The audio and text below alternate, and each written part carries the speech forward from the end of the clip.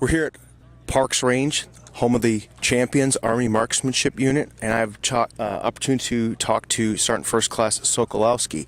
Now, point of interest here is Sergeant Sokolowski being an outstanding 2700 bullseye shooter, due to an injury, had to change hands. What were some of the issues that caused that? Some of the issues I started to notice was initially just had an increased arc of movement. As a competitive shooter, my arc of movement, the better it is, the easier it is to shoot. My first indication was that I needed to do a little more strengthening exercises. So I started to do strengthening exercises, thinking that was probably the issue. But over time, it started to get worse, and I had issues with not only arc of movement increase, I started to get a little bit of pain associated with gripping the gun. So eventually it got to the point to where it was painful enough that I could no longer compete competitively just due to the arc of movement and the pain.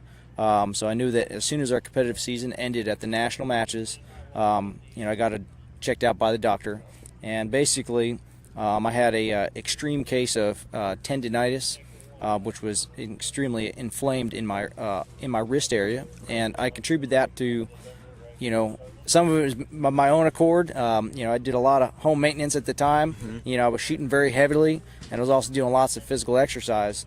At any rate, plus the 20 years of shooting that I've done. So during that time, I decided to take a break from shooting at the request of the doctors, and I wanted to give it my arm a rest. But what I started to do is, in the meantime, is actually training a little bit left-handed. My intent is to keep my brain active and could still continue to shoot by doing a little bit of left-handed stuff. What I found is that I had a knack for it right off the get-go, that I shot pretty well. However, I knew that I wasn't going to be able to shoot the scores that I was used to shooting, because it was awkward. But through a lot of dry fire, and using electronic training aids that we had at the time, which was Noptel, I was able to do a lot of training in the off season, because the national match is in July. So I started my training left-handed following the nationals all the way through the wintertime.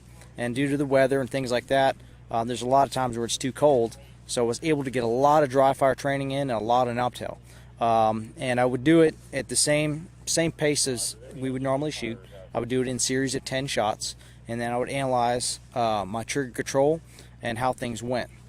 So through a series of systematic changes, I was able to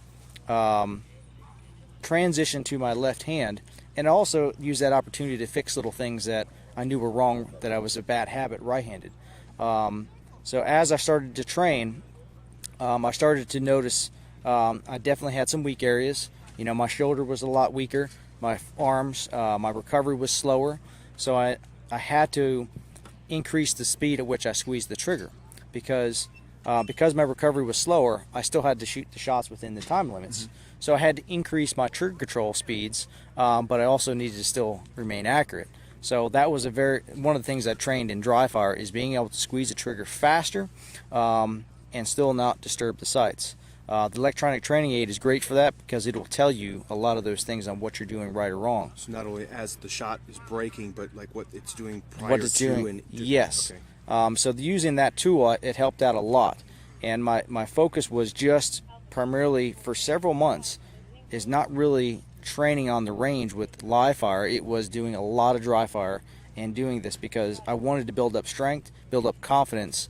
And then once I started to live fire, I started to realize that there was something that I didn't anticipate.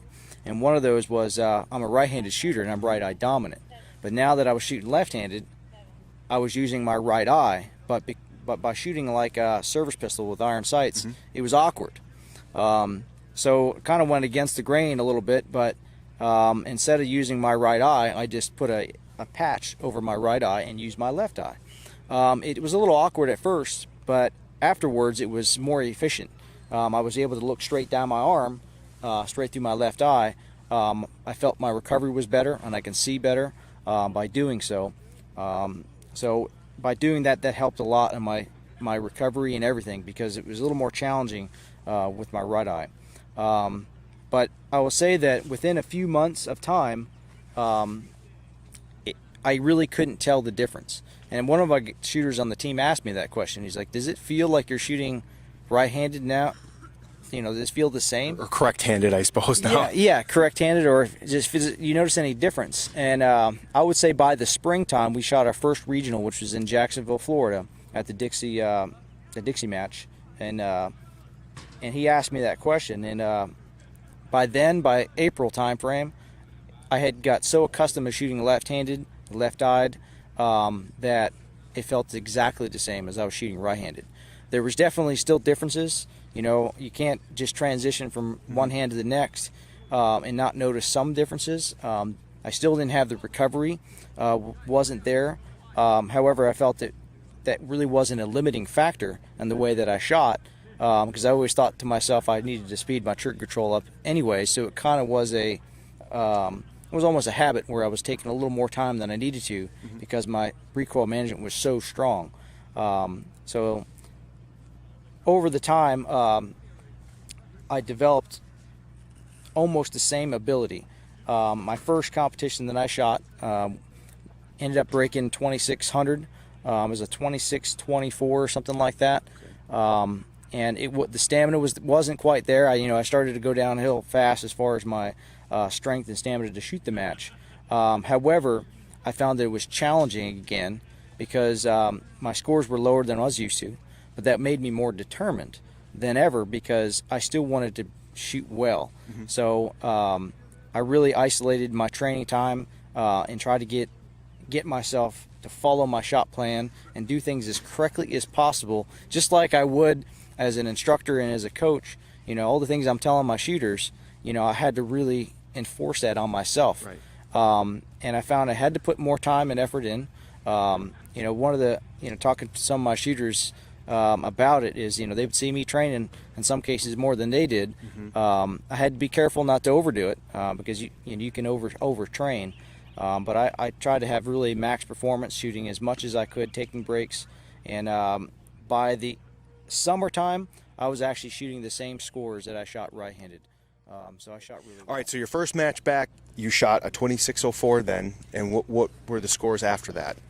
I started to rapidly progress. It was kind of an interesting thing for me, and it was very fun and new, just like it was when I first started shooting. Is that I started off as a marksman, and my next goal was sharpshooter, and my next goal was expert. Sure. Shooting the first break in 2600, my next target was to shoot a high master score, in which I did. I shot 26-24, and then the next match was only like 1 or 2 points above that. But then I made a bigger jump, jumping into 2640s, and then by the summer, I was breaking 2650, which is right where I was when I shot, right-handed.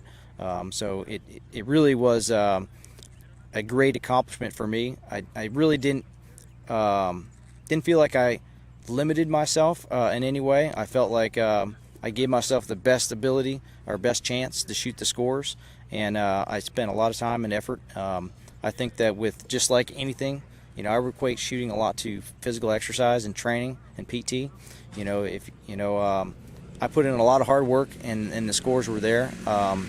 And I was happy to shoot. I broke 890s with my 22 and 45 left-handed, and I believe, if my memory serves me right, I believe I placed 4th that year in the nationals in the overall.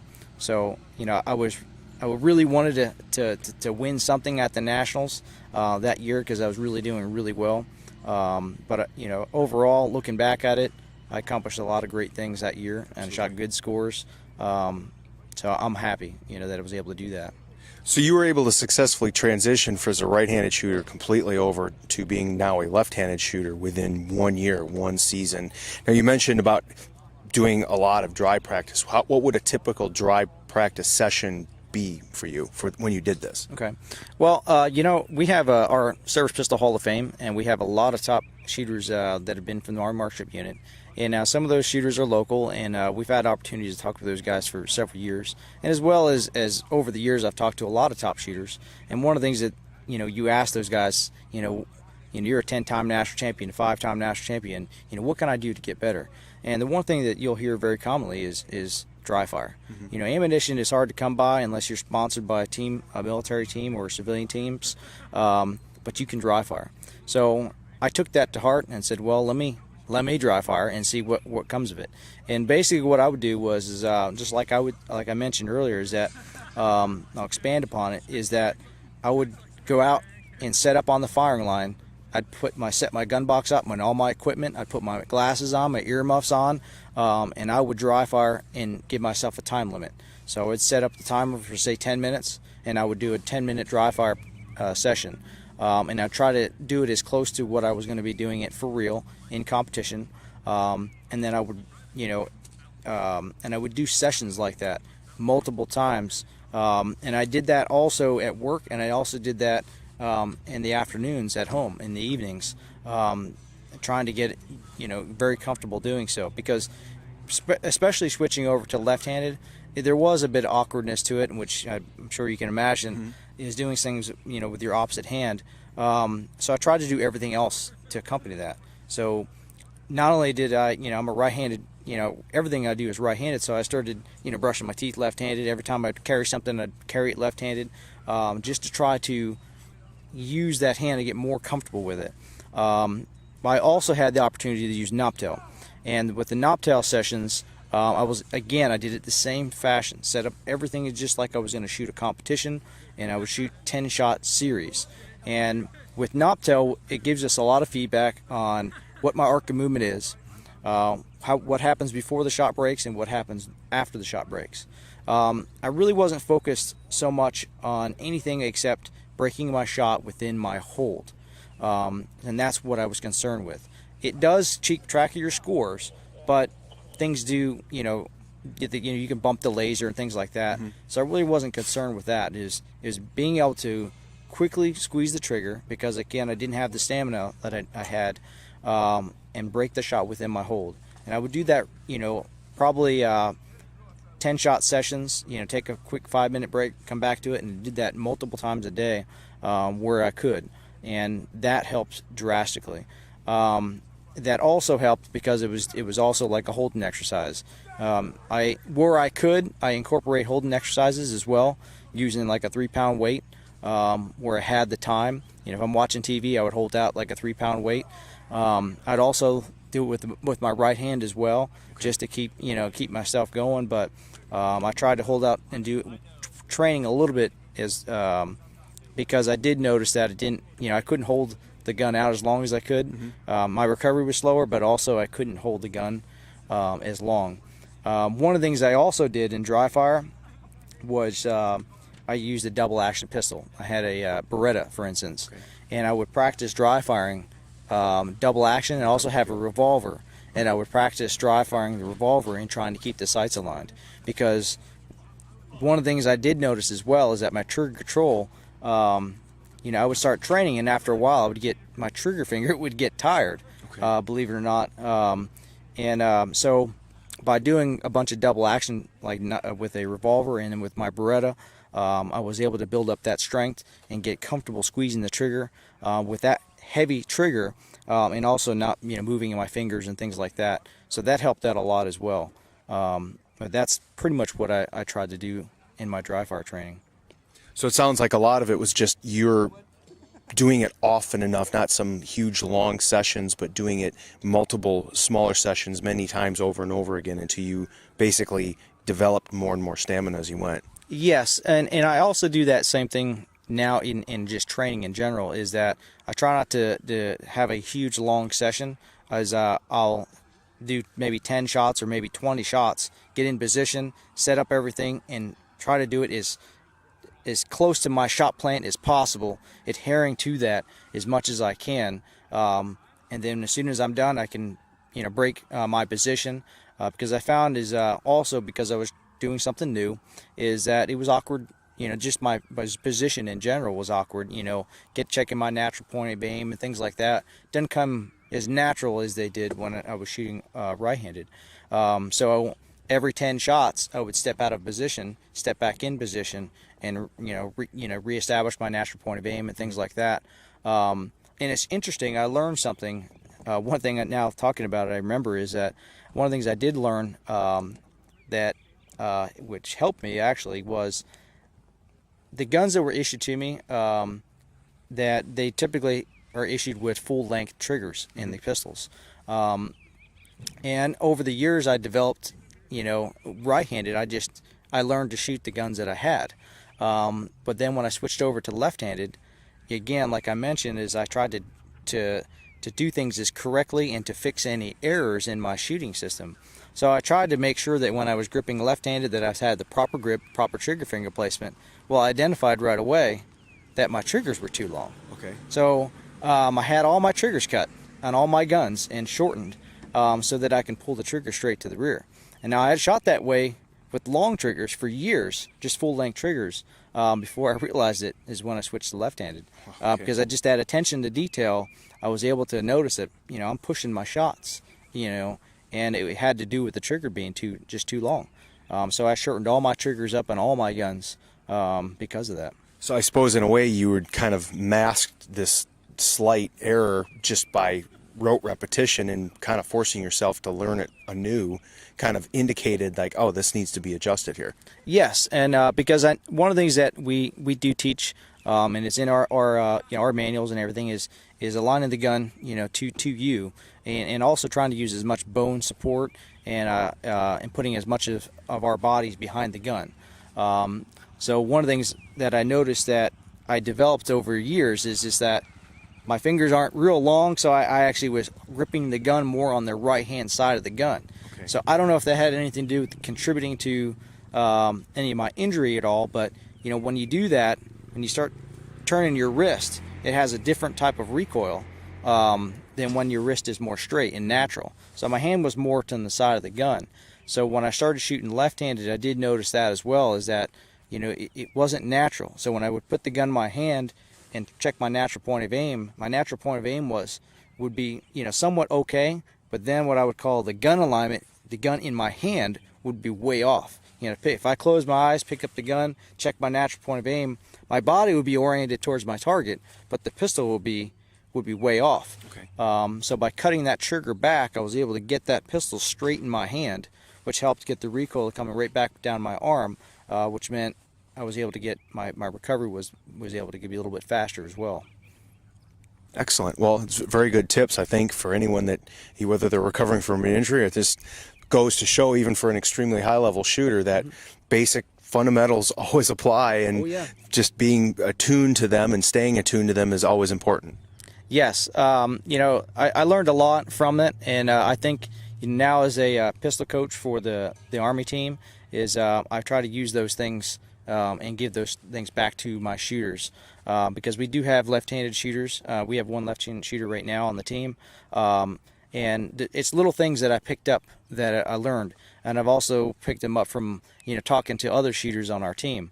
One of our former shooters, Jason Sargent, he was one of our left-handed shooters for years, and I picked up, since he was on the team at the time, I asked him questions because he was a left-handed shooter, and there was some small things that are different for a left-handed shooter, like the way he would set up his gun box and things like that.